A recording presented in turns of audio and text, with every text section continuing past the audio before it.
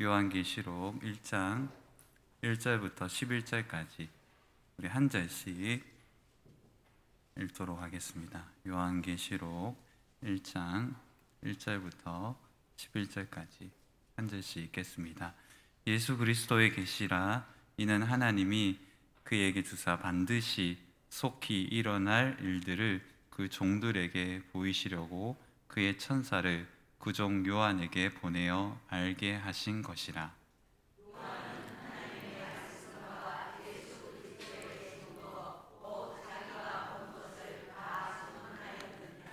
이 예언의 말씀을 읽는 자와 듣는 자와 그 가운데 기록한 것을 지키는 자는 복이 있나니 때가 가까움이라.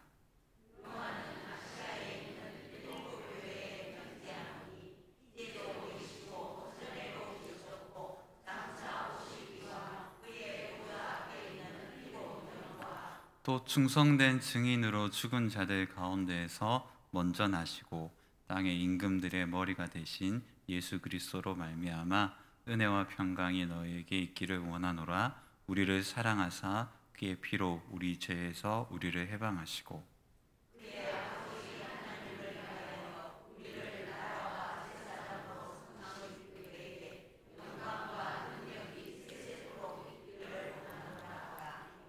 볼지어다 그가 구름을 타고 오시리라. 각 사람의 눈이 그를 보겠고 그를 찌른 자들도 볼 것이요 땅에 있는 모든 족속이 그로 말미암아 애곡하리니 그러하리라. 아멘.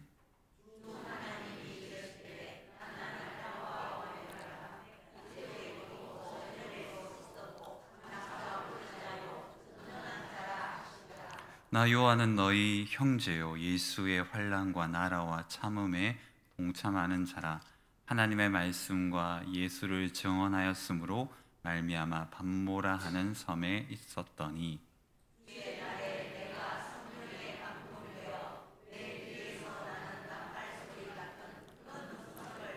같이 읽겠습니다. 이르되 내가 보는 것을 에베소, 소모나, 보가모, 도아디라, 사대, 빌라델비아 등 7교회에 보내라 하시기로. 아멘. 기도하겠습니다. 하나님 아버지, 추운 날에 하나님이 사랑하시는 귀한 성도들을 불러주시고 주의 은혜 가운데 말씀을 함께 듣고 기도할 수 있는 시간을 허락하신 것 감사합니다. 오늘 말씀 가운데 함께 하시고 하나님의 음성을 듣는 귀한 시간 되게 하여 주옵소서. 예수님의 이름으로 간절히 기도드립니다. 아멘. 요한계시록 하면 떠오르는 게 여러분 굉장히 좀 많을 거라는 생각이 들고, 생각해보니 요한계시록을 설교하는 건 이단들이 좋아하고 우리 기존 교회들은 좀 이렇게 의식적으로 좀 조심한다라는 것이 맞겠다 싶습니다. 우리가 못해서라기보다는 조심한다는 걸 여러분들이 염두에 주시면 좋을 것 같아요. 왜냐하면 오늘 몇 가지 중요한 주제를 가지고 저는 요한계시록에 대해서 중요한 몇 가지만 좀 설명을 하려고 합니다. 우리 설교의 제목은 있지만 이 설교의 제목과 더불어 이 요한계시록의 가장 중요한 핵심은 남은 자들을 향한 위로와 권면의 메시지입니다. 하나님의 백성들 중에서 여전히 하나님의 은혜 가운데 요한계시록에 뒤에 나오겠지만 이 바벨론 같은, 그 당시엔 로마였고 우리 시대로 말미암은 것 같으면 하나님 없는 이 도성에서 하나님의 백성으로 마지막까지 열렬히 살아가고자 하는 주의 백성들을 향한 위로와 권면의 메시지입니다. 같이 한번 따라 볼까요? 남은 자들을 위한 위로와 권면의 메시지. 이 큰 렌즈를 가지고 요한계시록을 보시기를 바랍니다. 이건 제가 얘기한 게 아니라 유명한 그레고리 빌이나, 여러분 제가 PPT를 준비하지 않았지만 여러분의 단 한 권의 요한계시록 주석을 산다면 그레고리 빌의 부계사에서 나온 몇백 페이지 되지 않는 아주 작은 책이 있습니다. 그 정도는 읽으시면 이단들이 아무리 얘기를 해도 거짓말이고 사기꾼이구나라고 이해할 수 있을 건데, 우리는 유튜브나 여러 장황한 메시지는 귀담아 듣는데 왜 그렇게 유명하고 탁월한 주석들이 즐비하고 널려 있는데 그 말은 안 듣고 왜 유명한 목사님의 말도 안 되는 알레고리한 요한계시록 설교는 귀담아 듣는지 잘 모르겠습니다. 또 말도 안 되는 어떤 선교적 메시지로, 뒤에 나오겠지만 세대주의적인 메시지로 우리를 겁박하고 무서운 시한부 종말론처럼 우리를 겁박해서 뭔가를 우리로 극단의 제자도로 몰고 가는 것이 정상이 아닌데 우리는 그 정상으로 믿는, 그래서 그 많은 잘못된 해석에 많은 사람들이 이 요한계시록을 들어 쓰거든요. 근데 여러분들이 요한계시록을 읽을 때 무조건 남은 자들을 위한 위로와 권면의 메시지, 목회적 메시지로 들으신다면 요한계시록은 그닥 어려운 메시지가 아닐 수 있습니다. 왜냐?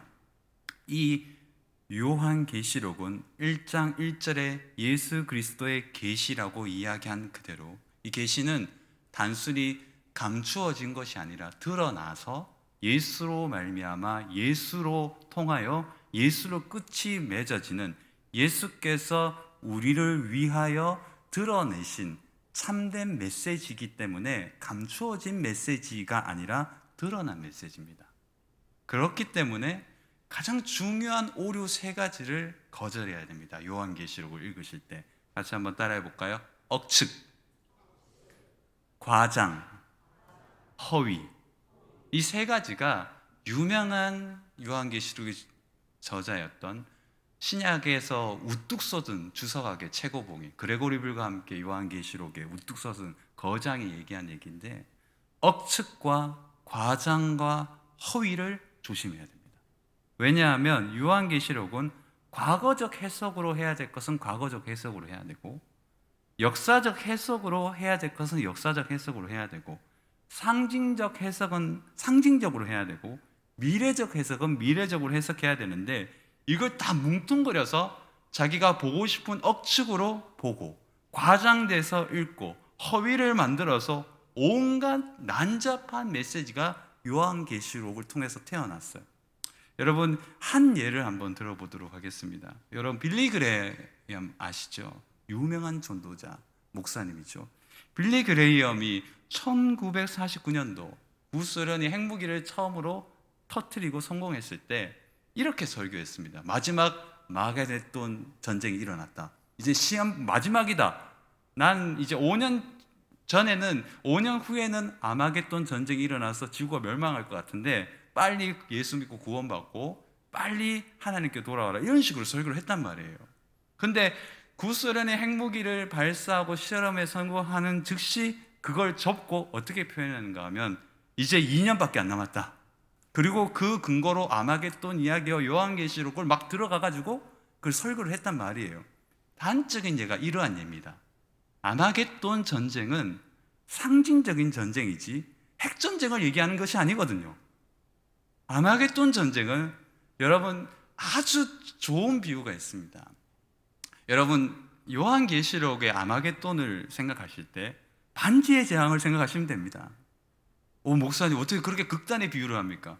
이건 제가 얘기한 게 아니고 유명한 개혁신학자가 상상을 해볼 때 다른 것보다 오히려 아마겟돈이나 요한계시록을 상상할 때는 선과 악의 정확한 대비와 전쟁을 통해서 결국 뭐가 승리한다? 선이 승리한다는 상징적인 드라마로 읽는 것이 오히려 그런 극단의 비유보다 뭐하다? 다 같이 한번 따라해 보겠습니다. 낫다. 맞아요. 여러분, 반지의 제왕이라는 큰 그림을 보면서 요한계시록이라는 맥락에서의 선악의 전쟁, 그리고 마지막에 결국 사자와 어린 양 대신 예수께서 승리한다는 그림을 그리시면서 요한계시록을 읽으면 아마겟돈을 세대주의적으로 해석할 필요가 없는 것을 여러분들이 받아들이게 될 겁니다. 또 하나 실제로 제가 경험했던 이야기인데요. 여러분 오해하지 않고 들으시기를 바랍니다. 제가 10년 전에 초등부 사역자로 잠깐 이제 1년을 사역했는데 10년은 아니죠. 한 7, 8년 전이었는데 담임 목사님이 그 선교단체에 유력한 높은 위치에 계셔가지고 캠프로 보냈습니다. 저는 사실 그냥 갔어요. 근데 갔는데 하루는 괜찮았습니다. 근데 이틀의 저녁 집회가 저에게 충격을 받았는데요. 갑자기 영상을 선교사님이 보여주시는데 무슨 칩도 나오고 666도 나오고 미국도 나오고 뭐 온갖 그거 있잖아요. 여러분들이 잘 아는 것처럼 이 말세다, 이거 마지막 표다 뭐 하고 영상을 60분 동안 봤는데 도저히 저의 신학으로는 이 세대주의는 뭐냐 하면 그걸 설명하는 시간이 아니기 때문에 딱 잘라 얘기하면 7교회처럼 7세대를 나누어서 이 시대의 표상이 있기 때문에 그 시대에서 해석해서 극단의 종말론으로 가거든요. 백투더 예루살렘, 레프트 비하인드 같은 미국의 영화, 휴거 이런 식이거든요. 근데 그 영상을 그 수백 명이 모인 청소년 집회 때 틀어주는 거예요. 그 선교사님이 눈물 흘리면서 말세가 가까웠다, 아이들아 선교하자, 이거 다 필요 없다, 이런 식으로 설교한 거예요. 제가 좀 충격을 받아가지고 다음날 제가 어떻게 했을까요? 생각보다 제가 거기에 좀 강하거든요. 담임 목사님한테 직접 찾아가서 얘기했습니다. 영상 이렇게 했다고. 담임이 좀 충격을 받으셔가지고 당장 그 대표한테 전화해가지고 진짜 맞냐고 그 대표가 직접 저한테 전화했습니다. 죄송하다고, 이러인가 내가 정확하게 봤다고, 이거 어떻게 할 거냐고, 죄송하다, 그런 뜻이 아니라 또 정확하게 신학적 설명해 보라고, 죄송하다고 얘기하더라고요. 물론 그 고치지 않았어. 계속 그 길을 가는데 그겁니다. 요한계시록을 잘못 해석하면 극단의 종말론으로 갑니다.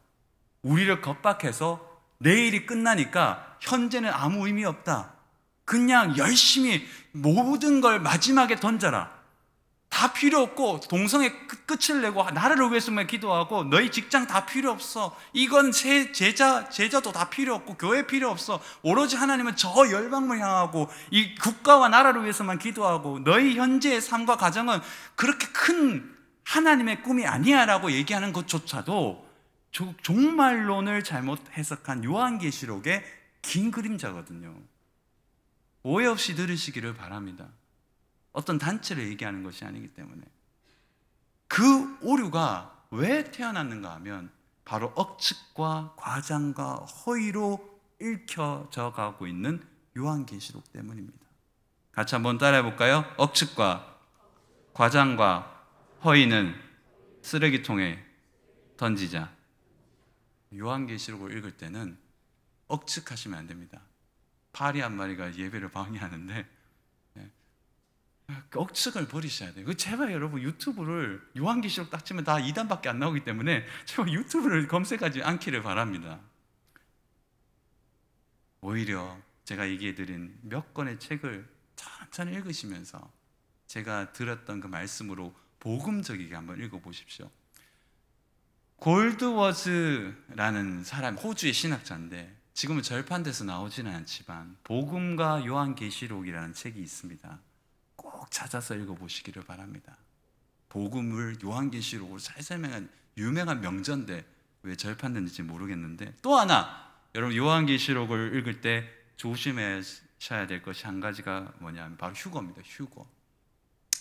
레프트 비하인드라는 영화에서나 잡지책, 미국에서 화제됐죠. 이거 역사적 근거는 19세기부터 시작돼. 그 전에는 없었습니다. 이 스코틀랜드의 존 다비라는 사람이 환상을 봐요. 휴거가 일어나는 걸. 그걸 우리가 잘 아는 D.L. 무디가 미국식 복음주의로 설파해서 전도하죠. 그리고 20세기에 스코필드 주석 성경이 휴거를 간주 주석으로 집어넣고 성경처럼 만들어버려요. 그런데 사실 휴거는 성경적인 의미가 아닙니다. 전천년주의자, 전세대주의, 전천년 세대주의자들이 강조하는 하나의 이론인데 성경에서는 그런 식의 휴거를 말하지 않습니다. 목사님, 데살로니가전서 4장 15절과 17절엔 정확하게 나오지 않습니까? 나오죠. 근데 이걸 유명한 최고의 신학자가 주석한 걸 몇 권 읽어보면 이건 휴거의 이미지가 아니에요. 레프트 비하인드의 이미지가 아니라 왕을 환영하는 강력한 이미지적인 상상력이지 휴거가 아니에요. 갑자기 비행사가 휴거 장에서 비행기가 떨어지는 그런 레프트 비하인드가 아니란 말이죠. 이건 성경적이지 않아요. 그리고 요한계시록 휴거라는 것이 나오지 않아요. 여러분 믿거나 말거가 아닙니다. 같이 한번 따라해보면 두려워하지 않아도 됩니다. 그래서 휴거 때문에. 제가 어릴 때 저도 신학을 잘 모를 때는 두려웠거든요. 휴거 안 당하면 어떻게 될까. 정혜영 권사님 웃으시는데 저 어린 시절에 몰랐으니까 뭘 압니까? 휴고당 안 되면 안 된다는데. 여러분, 오늘 설교는 큰 틀에서 제가 이 요한계시록을 중요한 것만 몇 가지만 설명하려고 하는데요. 이 종말론을 강력하게 푸시하는 이단들은 마치 그들이 특별한 의미를 발견했다고 생각하지만 칼빈이 요한계시록을 주석을 쓰지 않은 이유는 단 하나입니다. 칼빈이 바보라서가 아니라 요한계시록 굳이 주석하지 않아도 될 만큼 모든 것을 통해서 복음 설교를 했기 때문이라고 어느 한 주석가가 얘기한 적이 있어요. 여러분, 요한계시록은 우선 확실히 중요한 시작점은 1세기 마지막 그리스도 예수를 믿는 자들에게 주어진 메시지예요. 1세기 마지막 모든 예수의 제자들이 죽고 예수가 사랑했던 마지막 한 제자, 이 요한이 살고 있었던 그 시대에 우리가 너무나 잘 알고 있는 황제 숭배에 목숨을 걸었던 제2의 네로 황제라고 얘기하는 우리 도미티아누스 황제 때에 주어진 말씀입니다. 이거는 정확히 1세기 당시의 7교회, 요한이 복음으로 말미암아 교회를 함께 일구고 목회를 했던 7교회와 그 당시 1세기 황제의 숭배에 목숨을 걸었던 미치광이 도미티아누스 시대에 그리스도인들에게 위로와 권면과 인내와 용기와 하나님의 주신 벅찬 복음 안에서 견디면서 제자답게 살기 위해서 몸부림치면서 어린 양을 따라가는 참된 제자를 위해서 위로와 메시지로 전달된 성경이에요. 그렇기 때문에 이것을 지나치게 강력하게 그걸 우리가 해석하려고 그걸 끄집어내서 비밀은 비밀인데 상징은 상징인데 그걸 현대적으로 미국이나 북한이나 이렇게 집어넣으면 안 된다는 말이죠. 같이 한번 따라해 볼까요? 예수로 말미암아 주어진 1세기에 예수로 말미암아 요한으로 통하여 주어진 1세기 마지막 성도들을 위한 메시지였다는 것을 우리는 기억할 필요가 있는 거죠. 여러분, 이 소수의 사람들은 아주 소수였지만 강력한 영향력을 가지고 전혀 다른 생각을 가지고 전혀 다른 삶의 스타일을 통해서 그 당시에 소수였지만 어마어마한 영향력을 주고, 그렇기 때문에 잘 생각해 보면 이 요한은 별 힘이 없어요.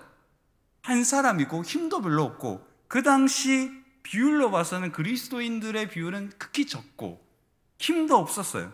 그런데 굳이 이 요한을 밤모섬에 유배시키고 그리스도인을 죽이려고 했던 이유는 그들의 소수였지만 전혀 다른 생각, 전혀 다른 행동, 전혀 다른 삶의 스타일로 시대를 전복할 수 있을 만큼의 삶의 방식과 도덕적 능력과 수많은 여러 가지 강력한 영향력이 있었기 때문에 도미티아누스는 황제 숭배를 하지 않는다는 미명하에 이들을 많이 순교로 죽이려고 했던 거죠.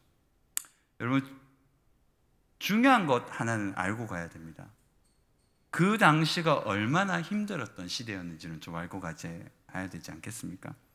여러분, 우리 시대는 아니지만 좀 오류가 많지만 가장 교회사를 잘 쓴 사람이 여러분들이 상식적으로 아셔야 되는데 필립 샤프라는 사람입니다.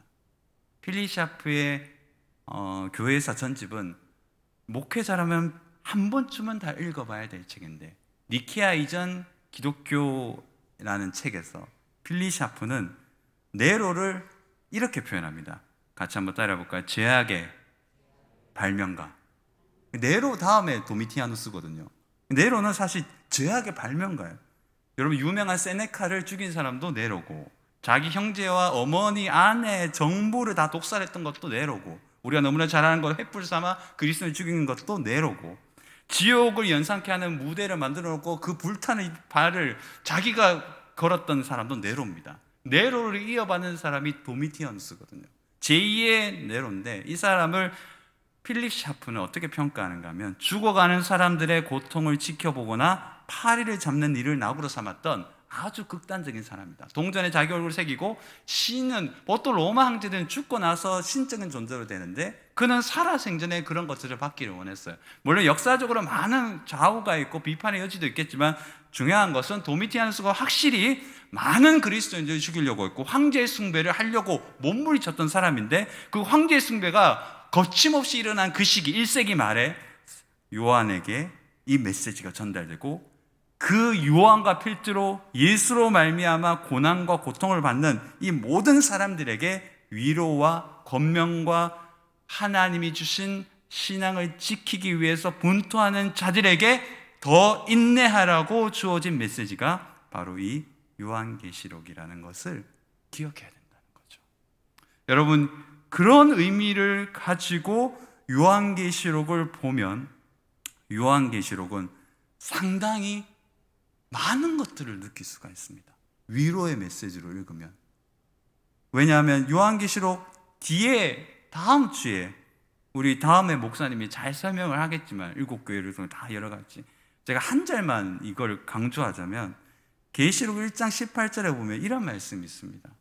곧 살아있는 자라 내가 전에 죽었었노라 볼지어다 이제 세세토록 살아있어 사망과 음부의 열쇠를 뭐했다?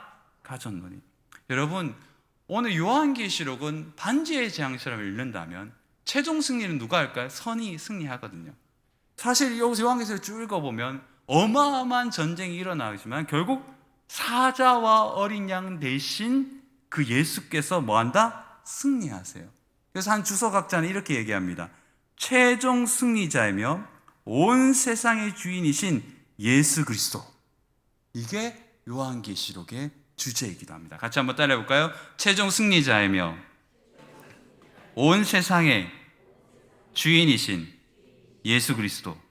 맞아요. 이 예수 그리스도는 승리하신 어린 양 되신 주님이십니다. 그리고 오늘 우리가 그 어린 양 되신 주님을 현재적 삶에도 통치하신다는 믿고 나아가는 삶이 바로 요한계시록을 지금 읽는 독자들에게 주어진 의무입니다. 다시 한번 읽으면 오늘 요한계시록은 최종적으로 결국은 어떤 사태가 벌어지는지, 핵전쟁이 일어나든지 우리나라가 어떻게 되든지 이 세계가 어떻게 되든지 말세가 어떻게 되든지 알 수 없지만, 자연재해로 이 나라가 어떻게 되든지 이 국가가 어떻게 되든지 수많은 많은 이론과 많은 통계학과 많은 오류들과 많은 메시지들이 우리를 겁박하겠지만, 결국 지금도 말세고 앞으로도 말세고 영원히 말세겠지만 결국 우리의 삶에 최종적으로 승리케 하시고 우리의 삶을 주권적으로 인도해 주신 왕 되신 하나님을 따라가면서 우리의 살고 있는 이 시간과 공간 속에서 예수 그리스도를 왕으로 모시고 현재를 예수와 더불어 함께 살아가는 사람이 바로 요한계시록에서 말하는 마지막 남은 자임을 믿습니다. 어떤 소식이 들려와도, 어떤 어두운 소식이 들려와도, 어떤 고통스러운 소식이 들려와도 영원한 왕이신 주님이 우리 인생을 붙잡고 계시기 때문에 우리는 결국 안전합니다. 이게 요한계시록의 이야기입니다. 큰 틀에서 그렇다는 겁니다. 여러분, 14만 4천 명, 이건 상징적인 숫자거든요. 완전수라는 건 아시잖아요. 근데 신비는 이 완전수인데 결국 완전한 숫자가, 완전한 성도들이 결국 천년왕국을 누리게 될 것인데, 가장 중요한 건 이 14장의 14만 4천 명이 중요한 것은 그 사람이 누구냐, 숫자의 의미보다 더 중요한 것은 그들은 어떤 사람이냐 하면, 같이 한번 따라해 보겠습니다. 어린 양을 따라가는 자. 이게 14장에서 얘기해요. 어린 양을 따라가는 자가 14만 4천 명이에요. 근데 어린 양을 따라가는 자가 누굴까요? 예수 그리스도를 따라가는 복음 안에, 진리 안에 서 있는 자, 바로 우리를 얘기하는 겁니다. 숫자를 의미하는 게 아니고 완전한 것을 의미한다는 뜻이거든요. 근데 이걸 이단들이 이상하게 해석을 하잖아요. 그런 맥락입니다. 그런 의미에서 봤을 때 영원토록 승리하신 참된 예수 그리스도를 따라가고자 몸부림치는 성도들에게 주어진 참된 위로는 뭘까요? 그건 1장 5절에 있습니다. 1장 5절에 보면 같이 한번 읽어볼까요? 1장 5절입니다. 같이 읽겠습니다. 시작.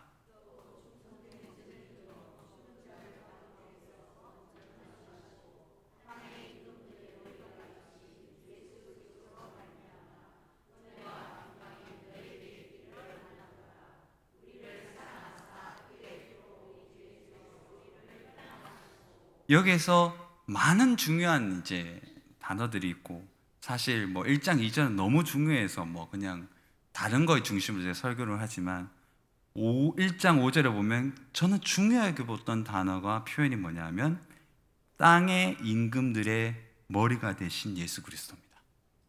요한계시록은 선악의 전쟁터라고 봤을 때 마지막까지 선악의 전쟁을 하지만 결국 모든 머리 대신 땅의 임금 대신 모든 악을 짓밟고 모든 악에 승리하신 그분은 누구다? 예수 그리스도라는 거죠. 그래서 우리의 진정한 위로는 결국 우리는 승리한다는 겁니다. 왜요? 예수께서 승리하셨기 때문인 거죠.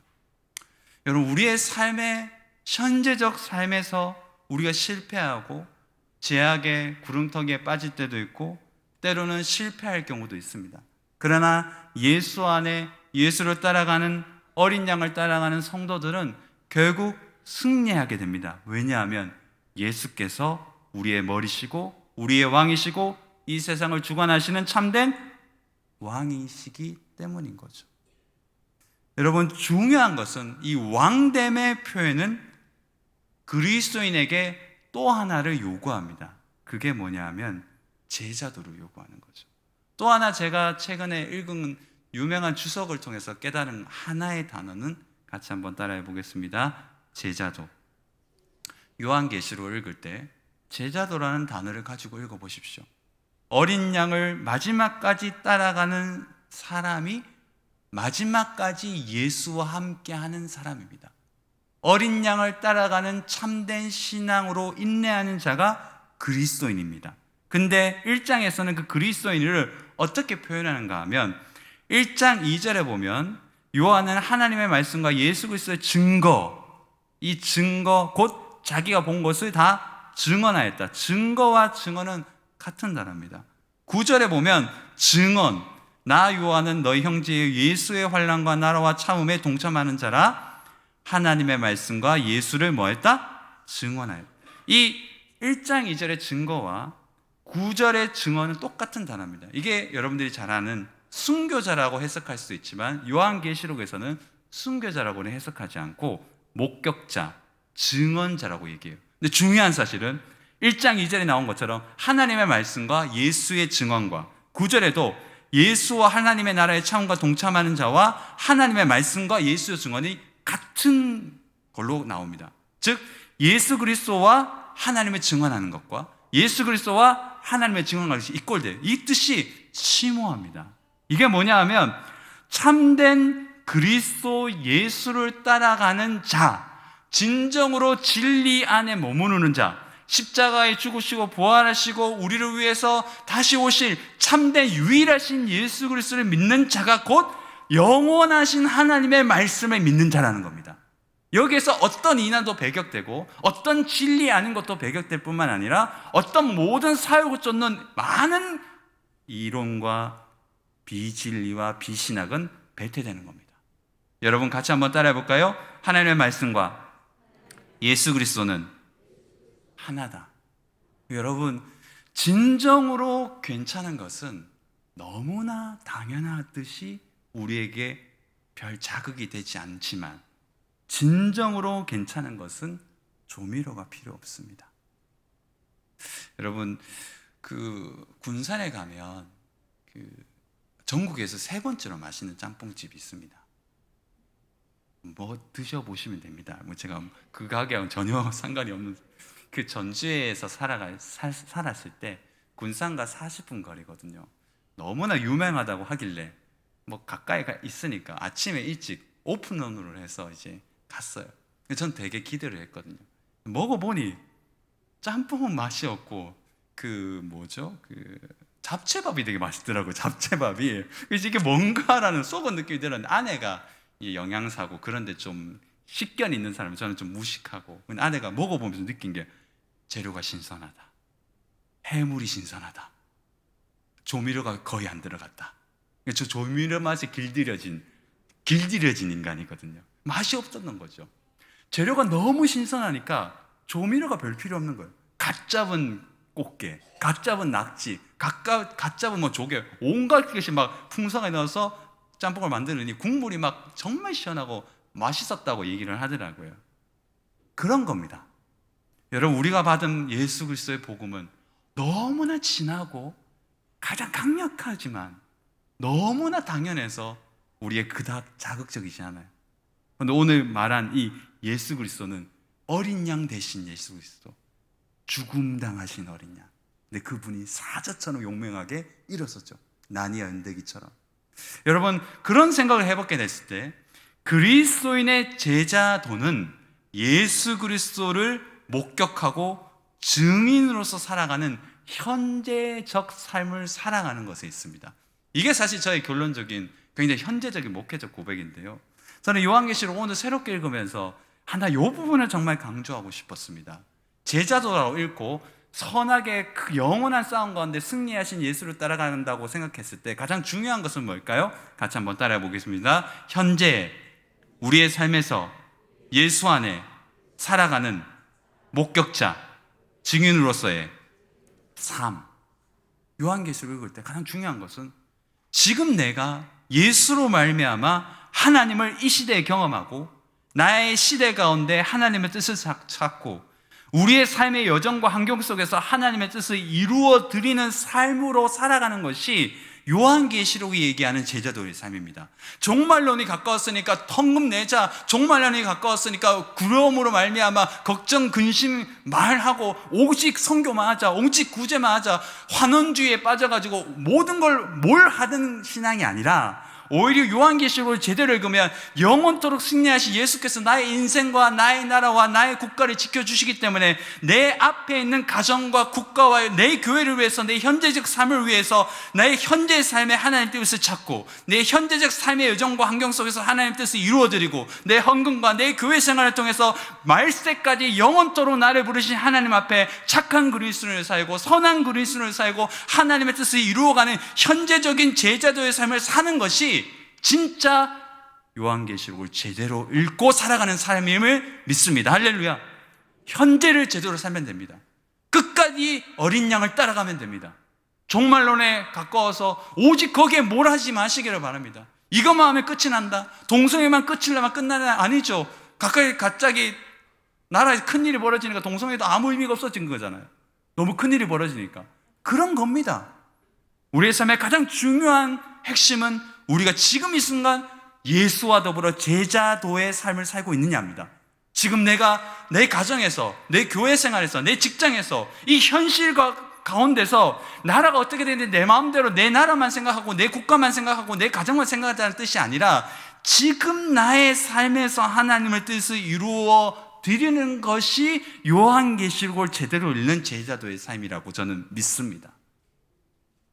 그래서 여러분들의 삶에서 종말론적이게 사셔야 됩니다. 지금 하나님이 나를 부르셔도 후회 없이 현재를 사시기를 주의 이름으로 축복합니다. 그 한 예가 베드로입니다. 베드로는 제자도답게 살았어요.